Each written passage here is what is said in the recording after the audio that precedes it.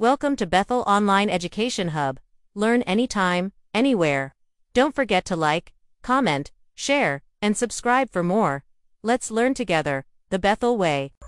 This is lesson 8 of Practical Research 2, Sampling Procedure.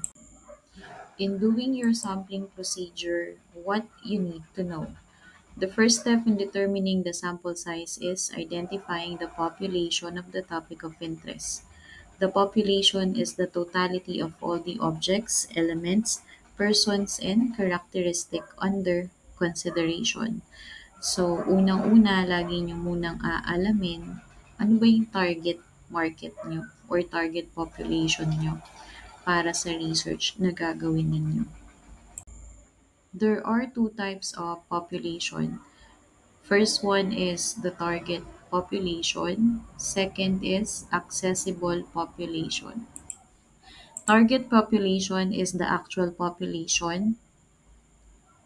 For example, all senior high school students enrolled in science, technology, engineering, and mathematics in the division of Cagayan de Oro. So, ang population dito ay yung senior high school students.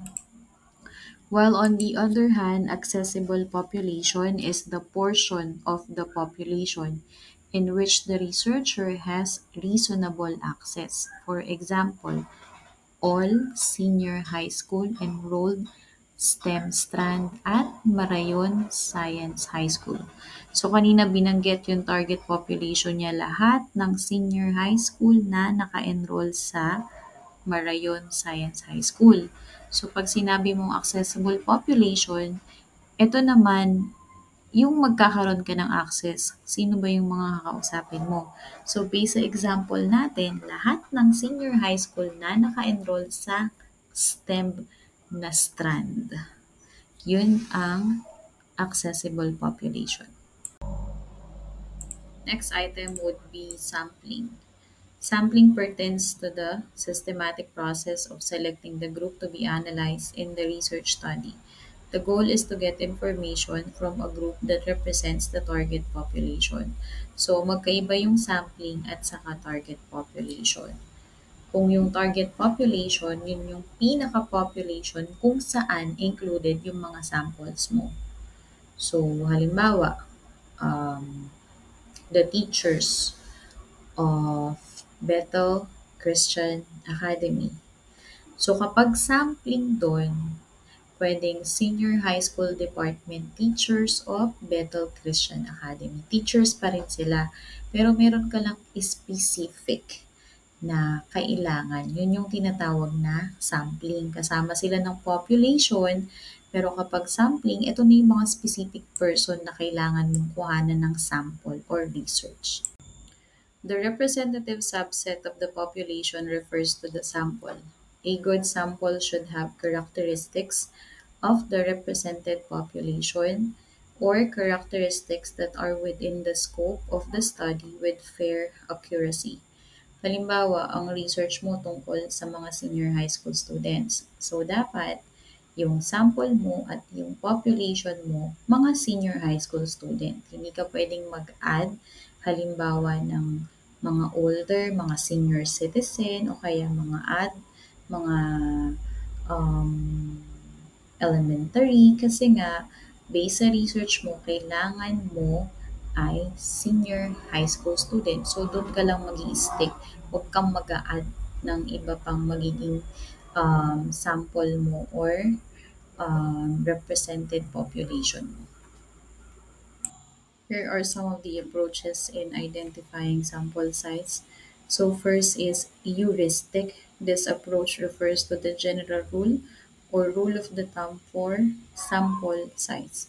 So meron siyang mga research design kagaya ng descriptive, comparative, survey, correlational, ex post facto, and then experimental. And then dun sa right side, nandyan yung suggested numbers of subjects or participants. Kung halimbawa, ganitong type ng research design ang gagawin nyo, ganyan karaming participant or target sample or population ang kailangan nyo i-provide. Next approach is literature review.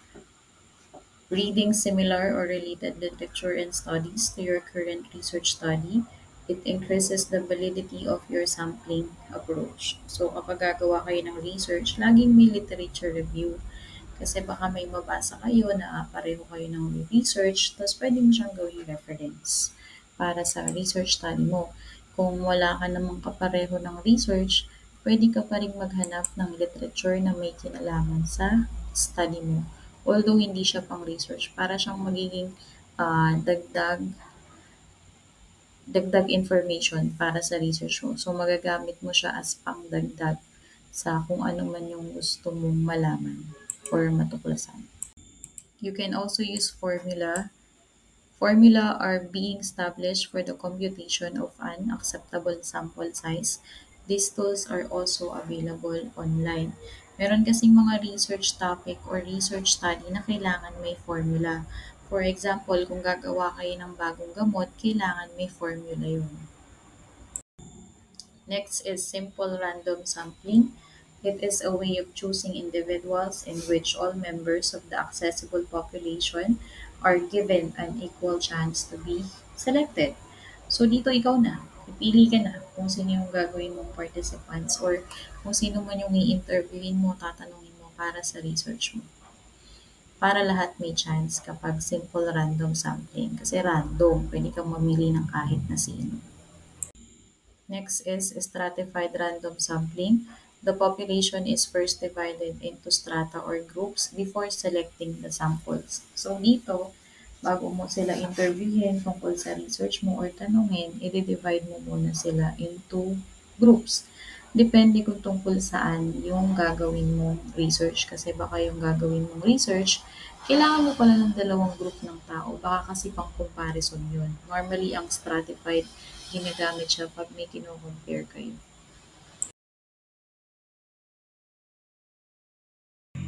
Cluster sampling. This procedure is usually applied in large-scale studies.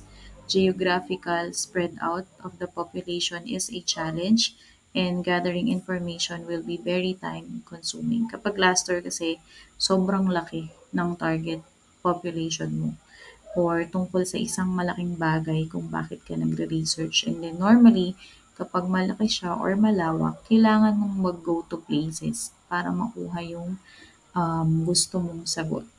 So, kaya siya tinawag na geographical spread out kasi iba't ibang klase ng lugar yung pwede mong mapuntahan. Tapos, challenge siya at very time consuming kasi nga, hindi mo makukuha lahat ng sagot sa research mo sa loob ng isang araw kung magta-travel ka or kung kailangan mong lumipat para makuha yung sagot sa ginagawa mong research or study. Next is systematic sampling. This procedure is as simple as selecting samples every second or every fifth, parang every ninth of the chosen population until arriving at a desired total number of samples. So dito, meron kang certain number na pinipili. So for example, halimbawa, meron kang 100 participants para sa research mo. So kailangan doon, every ninth person, yun lang yung kakausapin mo. O kaya every second or every fifth person, yun lang yung kakausapin mo para kunan ng information. Hindi lahat ng 100 kukuhanan mo sila. So every ninth or every second or every fifth. So halimbawa, bibilang ka ng 1 to 9. Pag nakuha mo na yung 9, siya na yung magiging sample mo. Tapos bilang ka ulit ng 1 to 9 hanggang sa maubos mo yung 100 mo. Tapos kung sino yung mga nasa number 9 na napili mo, sila lang yung tatanungin mo. Sila lang yung kakausapin mo para sa research mo. Tapos yung ibang participants na hindi napili, pwede na silang umuwi. So as a summary, a sampling procedure involves selecting a representative subset or tinatawag na sample from a larger group which is called the population to make inferences about the entire population without studying every member. So again, pag gagawa ng sample, pili muna ng population. So mas malaking group to. Pagka nakapili ka na ng population, kukuha ka na ng subset kung kanino ba kukunin yung sample mo. So for example, ang target population mo is 100. However, depende sa research na ginagawa mo, ang kailangan mo lang na sample ay specific.